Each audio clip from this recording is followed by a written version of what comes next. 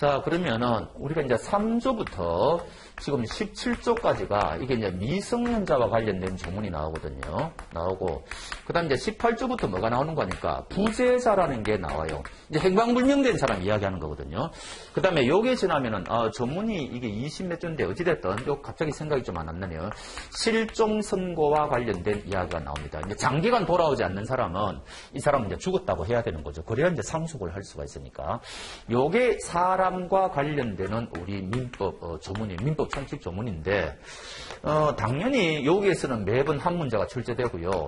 그 다음에 이게 출제가 안 된 지 한 3, 4년 됐어요. 그래서 저는 금년에 이 부분에서 반드시 한 문제가 출제되리라고 봤는데 금년에 또 출제가 안 되더라고요. 그래서 어찌됐든 부재자와 실종 선고라는 게 있다. 이제 이런 이야기인데 여기에서는 요 실종 선고와 관련해가지고 여러분들이 현존 이익이라는 개념을 아셔야 돼요. 그래서 요거 조금 말씀드릴게요. 말 자체는 별거 아니에요. 줄임말이거든요. 현재 존재하는 이익이다. 이런 뜻이거든요. 요거를 줄여가지고 이제 현존 이익이라고 하는 건데, 이런 겁니다. 어떤 사람이 비행기에 타고 가다가 추락을 당했다. 그러면 죽은 게 분명하지 않습니까? 근데 시신은 발견할 수가 없다. 그럼 이제 실종선고 내리거든요. 이 사람이 실종선고를 받았어요. 실종선고 받았는데, 그럼 이제 사망 시점은 좀 달라지거든요. 요거는 뭐 여기서 자세하게 할 필요가 없으니까. 그래서 오늘 사망 시점이 되는데, 아니, 뜻밖에도 이 사람이 살아 돌아왔어요. 생활을 했단 말이죠. 그러면 제가 아까 첫째 시간에 말씀드리기로 이런 말씀 드렸죠. 추정과 간주를 구별해야 된다. 이런 말씀을 드렸고, 추정은 반대 사실이 나타나면 바로 번복을 할 수가 있는데 간주는 그게 안 된다. 이런 말씀 드렸거든요. 근데 실종선고는 이 사람이 사망으로 간주가 되어버려요. 이 사람 실종선고 받으면. 그럼 아무리 이 사람이 생활해가 돌아왔다 하더라도 이 실종선고가 번복되는 게 아니에요. 그러면 간주라는 것은 또 다른 절차가 필요하다고 그랬죠. 그게 뭔가 하니까 실종선고 취소라는 또 다른 소송을 제기해가지고, 법원에 제기해가지고 이 실종선고 취소를 받아야 됩니다. 근데 이때 문제가 뭔가 하니까 자, 그러면 이 사람이 죽었다 살아 돌아온 사람이 그동안 자기 재산이 상속이 되었을 거 아닙니까? 그러면 상속받은 사람은 이 사람한테 재산을 돌려줘야 되겠죠. 이때 또 이게 두 가지로 나뉘어요. 항상 법은 선의자하고 악의자하고 나눈다고 생각하시면 됩니다. 선의자는 뭐냐? 일정한 사실을 모르는 사람이라고 그랬죠. 그럼 이 사람은 어떤 사람인가 하니까 대부분의 사람은 선의자가 될 건데 실종 선고를 받은 그 사람이 어딘가 살아있다는 것을 모르는 사람입니다. 당연히 모를 거 아닙니까? 우리가 상식적으로. 근데 뜻밖에도 이 사람이 살아 돌아와가지고 실종 선고가 취소되면은 자기가 상속받은 것을 돌려줘야 되는데 선의자는 이미 상속받은 재산 중에 일부를 써버렸을 거 아닙니까? 소비했을 거 아닙니까? 그런데 전부 다 돌려주라. 이거는 이 선의자가 너무 예측하지 못한 피해가 발생할 수 있다는 거죠. 그래서 이때는 선의자는요. 현존 이익만 돌려주면 돼요. 현존 이익만. 현존 이익만 받아내요. 그럼 만약에 이 사람이 1억 원을 상속받았는데 예를 들어가지고 질문 드려보죠. 3천만 원은 이 사람은 소비했어요. 그 다음에 이 사람이 2천만 원은 빚 갚는 데 썼습니다. 빚 갚았다. 그 다음에 현재 이 사람은 5천만 원 남아있어요. 그럼 이 사람의 현존 이익은 얼마일까요? 1억 상속받았는데 3천만 원은 유흥비로 썼다. 2천만 원은 빚 갚는 데 썼다. 이 사람은 5천만 원 남아있다. 그럼 살아 돌아온 사람한테 돌려줘야 되는데 선의자는 현존 이익만 돌려주면 된다며요. 현재 존재하는 이익. 그럼 이 사람은 현재 존재하는 이익이 얼마라는 이야기일까요? 5천은 현재 존재하는 이익이죠. 이거는 확실한데 이것도 현재 존재하는 이익입니다. 빚을 갚는다는 것은 다른 데 나갈 돈이 여기 나간 거 아니에요. 그러니까 이것도 현재 존재하는 이익으로 봐줘요. 근데 이거는 말이 안 되죠. 유흥비는 현재 존재하는 이익이 아니지 않습니까? 그래서 이때 이 사람은 7천만 원 돌려줘야 돼요. 이런 식이 되거든요. 그래서 어떤 뭔가 살아 돌아왔는데 다 돌려주는 게 아니에요. 현재 존재하는 이익만 돌려주면 된다. 이게 포인트입니다. 여러분들 이런 생각 안 드세요? 우리 아버지가 실종 선고 받았다. 그러면 혹시 살아 돌아올 걸 대비해가지고 소비하는 게 낫겠네요. 무슨 말인지 모르시겠습니까? 살아 돌아오면은 현존하는 이익을 돌려줘야 되는데 소비해버리면 현존 이익이 없잖아요. 그런 이야기입니다. 그래서 현존 이익인데 이게 왜 중요한 거니까 여기보다 더 중요한 게 우리가 우리가 부당이득이 채권 강론에 있다고 그랬지 않습니까? 그럼 아까 부당이득이 발생하면 돌려줘야 된다고 그랬죠. 반환 의무가 있는데 이게 마찬가지예요.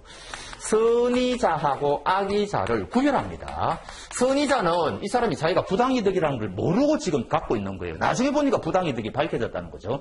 그럼 이 사람은 그동안 또 이 물건을 막 썼을 거 아닙니까? 소비를 할 수도 있고. 똑같아요. 선의자는 현존 이익만 돌려주면 돼요. 현존 이익만. 근데 악의자는 보호할 필요가 없는 거죠. 이게 부당이득인 뻔히 알고 있는 사람이니까 이 사람 전부 다 돌려줘야 돼요. 이자까지 쳐서 돌려줘야 돼요. 또 이 사람이 다른 손해를 끼쳤다면 손해배상까지 해줘야 됩니다. 그래서 뭔가 상대방한테 돌려줄 의무가 있을 때 우리 민법은 선의자와 악의자를 구별하더라. 이제 이게 포인트고 이것도 똑같죠. 선의자는 현존이, 악의자는 아까 저거하고 똑같아요. 그런데 여기 대해서 중대한 예외가 있습니다. 미성년자.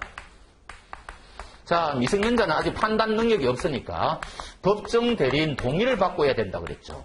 근데 이 사람이 법정 대리인 동의를 받지 않고 함부로 매매 계약을 체결했어요. 그러면은 이 사람에게는 취소권이 발생한다고 그랬지 않습니까? 그럼 취소권이 발생하면은 이미 주고받은 거는 돌려줘야 되죠. 부당이득 반환 의무가 생기죠. 그러면 조금 전에 부당이득 반환 의무는 선의자는 현존 이익만 돌려주면 되고 악의자는 전부 다 돌려줘야 된다고 그랬잖아요. 그런데 우리 민법은 미성년자의 경우에는 선의자건 악의자건 똑같아요. 무조건 현존 이익만 돌려주면 돼요. 큰 혜택이죠. 악의자도 현존 이익만 돌려주면 돼요. 그러니까 이런 것들을 외우셔야 돼요. 그래서 현존 이익이라는 말이 중간에 나오는데 굉장히 이게 다양하게 쓰고 이게 종합적인 문제로 낼 수가 있어요. 다음 중 현존 이익 반환 의무가 인정되지 않는 민법이 한 5군데 나오거든요. 그래서 그건 나중에 종합적으로 외우시면 되는데 현존 이익이라는 뜻을 아셔야 된다. 그런 이야기죠. 제가 이런 말씀 드렸죠. 진정한 권리자도 보호할 가치가 있다. 그러나 또 거래의 안전을 우리가 또 생각을 해야 된다. 요 판례나 학설은 요거 중시할 때도 있고 요거 중시할 때도 있다고 그랬죠. 근데 우리 민법의 최고의 법 원리가 뭔 줄 아십니까? 미성년자 보호예요. 이거 위에 있는 게 미성년자 보호예요. 여러분들이 앞으로 이 민법을 공부하시다 보면은 우리 입법자들이 이렇게 미성년자 보호에 치밀하게 세심하게 법 규정을 했나 놀랄지 열몇 군데 특혜가 나와요. 열몇 군데 미성년자는. 그래서 요것도 대표적이죠. 부당이득 돌려줄 때 미성년자는 무조건 현존 이익만 돌려줍니다. 무조건. 굉장히 특이하죠. 그리고 생각을 해보십시오. 취소권이라는 게 뭐예요? 자, 이거 예를 들면 바로 아실 건데 1월 1일 날 17세 되는 미성년자가 얘가 아마 집이 하나 있은 모양이죠. 이 주택을 팔았습니다. 이거 한 5억 원에 팔았다고 칩시다. 5억 원에 매도했어요. 상대방한테 넘어갔겠죠. 근데 얘는 문제는 뭔가 하니까 부모 동의를 받지 않고 멋대로 팔았어요. 법정 대리인 동의를 받지 않았습니다. 그러면 이 사람한테는 어떤 권리가 인정됩니까? 취소권이 있죠. 그렇잖아요. 나중에 세월이 갔는데 이 부동산 가격이 10억 원으로 폭등했습니다. 그럼 얘는 어떻게 할까요? 취소권 행사할까요? 안 할까요? 하겠죠. 취소권 행사해가지고 5억 원 받은 거 돌려주고 10억 원짜리 내놔라는 겁니다. 이게 된다는 거예요. 미성년자는. 이상하잖아요. 미성년자는 법정 대리인의 동의도 받지 않고 지가 멋대로 행동을 했는데 나중에 가격이 폭등하면 취소권 행사해가지고 도로 찾아올 수 있다. 이런 혜택이 세상에 어디 있습니까? 그래도 된다는 거예요. 우리 민법은 미성년자 보호가 최고거든요. 이게 나중에 보니까 3억 원으로 폭락을 했어요. 가격이. 그럼 미성년자는 어떻게 할까요? 가만 내버려 두면 되죠. 취소 안 하면 될 거 아닙니까? 취소권이라는 거는 이렇게 엄청난 거예요. 이 사람한테 선택권 준다는 거 아닙니까? 지가 불리하면은 취소권 행사해가지고 도로 찾아올 수 있고, 유리하면은 그대로 내버려두고 이 사람한테 맡긴다는 거거든요. 그러면은 생각을 해보세요. 우리가 취소권을 인정하는 게 4가지 있다고 그랬죠. 자, 미성년자가 법정 대리인 동의를 안 받는다. 두 번째가 뭐냐? 심각한 착오에 빠진 사람 우리가 인정할 수 있죠. 계약을 물려야 될 거 아닙니까? 이거는 충분히 우리가 이유가 돼요. 세 번째, 사기당한 사람 계약 취소할 필요 있죠. 네 번째, 강한 협박을 받은 사람 계약 취소할 필요가 있죠. 근데 취소권 중에서 요거 세 가지 경우는 우리가 충분히 수긍할 수가 있어요. 왜 이 사람들한테 취소권을 주는지를. 그런데 아니 이 미성년자는 지가 멋대로 부모 동의도 안 받고 계약 체결했다가 지가 불리한 애가 계약 취소해가지고 도로 찾아와. 이거는 우리 정의관념에 안 맞잖아요. 그런데 인정한다니까요. 그러니까 우리 민법은 미성년자 보호가 최고라고 하시면 돼요. 여기서도 나타나죠. 그 다음에 현존 이익 돌려주는 거에서도 알 수가 있죠. 이런 그 특혜 보장이 한두 군데가 안 돼요. 민법 전반에 굉장히 흩어져 있는데 전부 보면은 미성년자한테 굉장한 우대를 주는 겁니다. 그래서 우리 입법자들은 미성년자를 보호하는데 최고의 그거를 가치를 두고 있구나. 우리가 그렇게 평가합니다. 교수님들이 제 이야기가 아니고. 그래서 공부해 보시면 참 놀랄 거예요. 제가 이거 미성년자 되기 전에 알았으면 한 건 했죠. 나중에 알아가지고 정말 미성년자는 엄청난 혜택을 보고 있다. 그렇게 보시면 돼요. 맞습니다.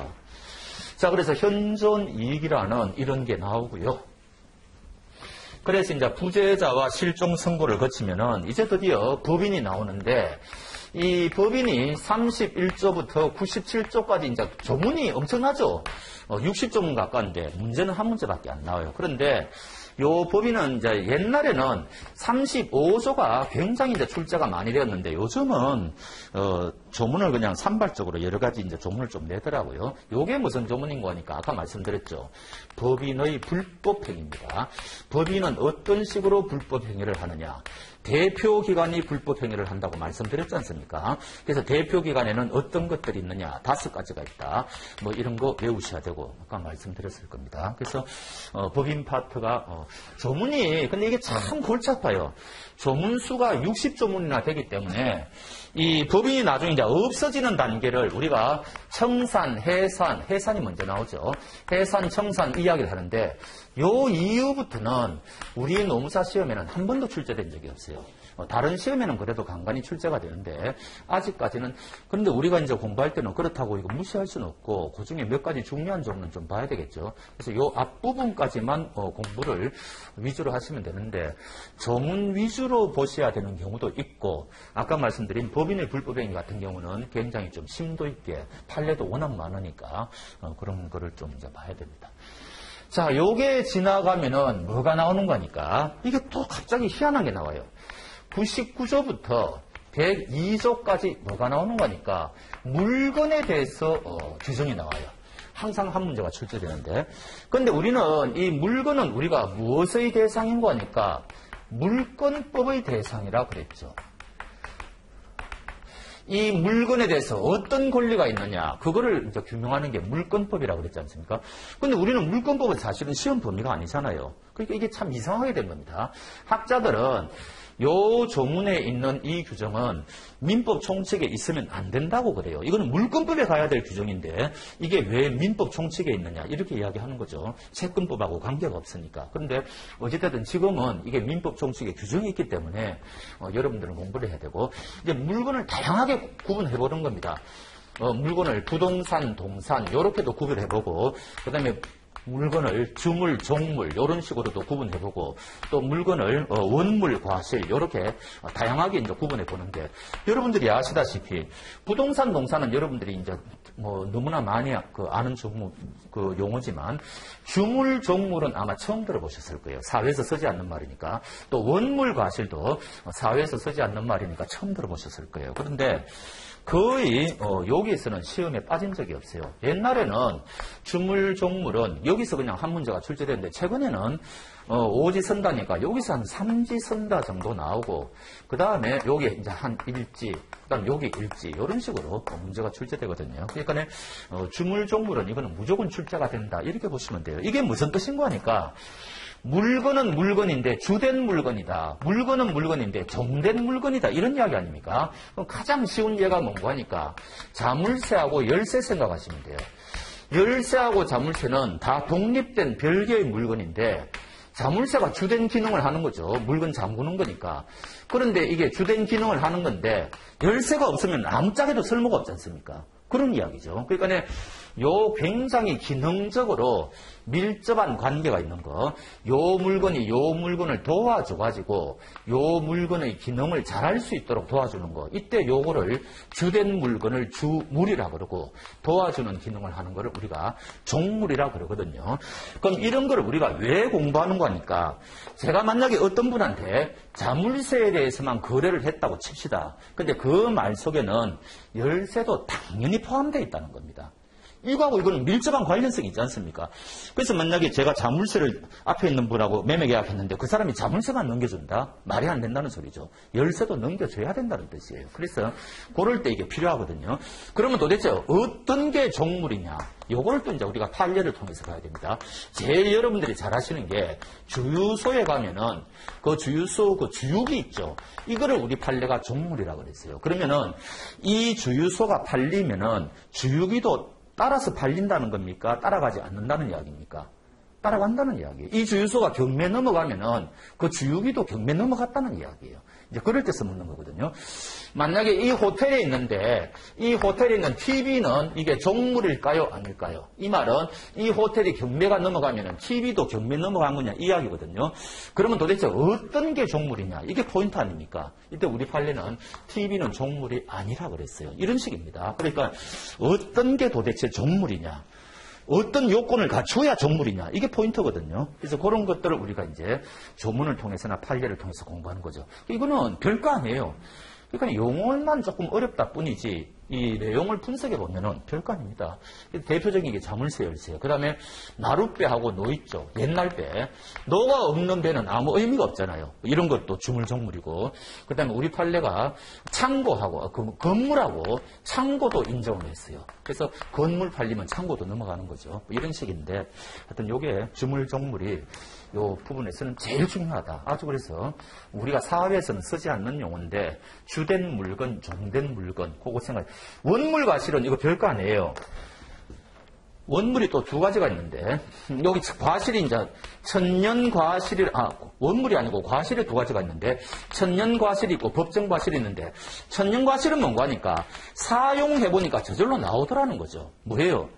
개를 길러 보니까 강아지를 낳더라는 거죠. 그 강아지가 뭔가 하니까 천년과실이에요. 감나무를 심었는데 거기 감이 떨어지더라. 감이 열리더라. 그게 천년과실이에요. 별거 아니에요. 그러면은 그 감나무에 있는 감은 그 다음에 개가 새끼를 낳으면은 그 개의 새끼 표현이 이상하지만 강아지는 누가 그 강아지를 가져갈 수 있는 권리가 있느냐 이거 공부하는 거거든요.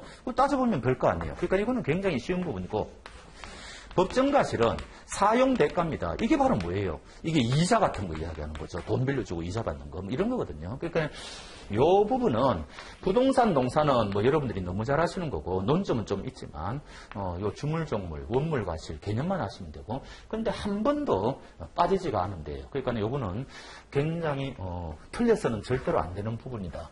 그렇게 하시면 되죠. 그죠?